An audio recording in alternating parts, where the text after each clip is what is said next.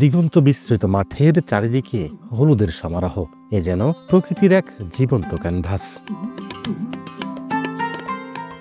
মাঠের এই সৌন্দর্য আরও বাড়িয়ে দিচ্ছে মৌমাছির দল। ফুলে ফুলে মধু সংগ্রহের এ দৃশ্য মন কেড়ে নিচ্ছে প্রকৃতিপ্রেমীদেরও। ঝিনাইদহ সদর উপজেলার মিয়াকুণ্ডু গ্রাম সহ জেলার সব উপজেলার মাঠে মাঠে সরিষার সমারোহ। কৃষক বলছেন, গত বছর স্থানীয় বাজারগুলোতে চাহিদা ও দাম ভালো পাওয়ায় কৃষকরা এবার সরিষা চাষে আগ্রহী হয়ে উঠেছেন। এবছর আবহাওয়া অনুকূলে থাকায় ফসলটির ভালো আবাদ হয়েছে। প্রাকৃতিক দুর্যোগ না হলে এবারও ভালো ফলনের আশা তাদের। ধান কাটার পরে জমিটা পড়ে থাকার পরে এখন সরিষা করেছি। সরিষা উঠানোর পরে আমরা লাগাবো আবার ধান। 8-10 মণ শস্য পাই 1 বিঘা প্রতি, এতে লাভবান বেশি।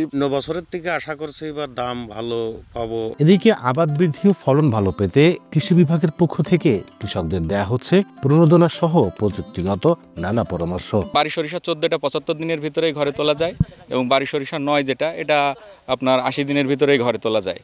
কাজেই কৃষক যদি এই হারভেস্ট সরিষার ঘরে তোলার পরপরই সে বোরো ধানের আবাদ করতে পারে, কোনো সমস্যা হয় না। জেলা কৃষি সম্প্রসারণ অধিদপ্তরের দেওয়া তথ্য মতে এবছর জেলার 6 উপজেলায় 10,606 হেক্টর জমিতে 19,457 মেট্রিক টন সরিষার উৎপাদন লক্ষ্যমাত্রা ধরা হয়েছে।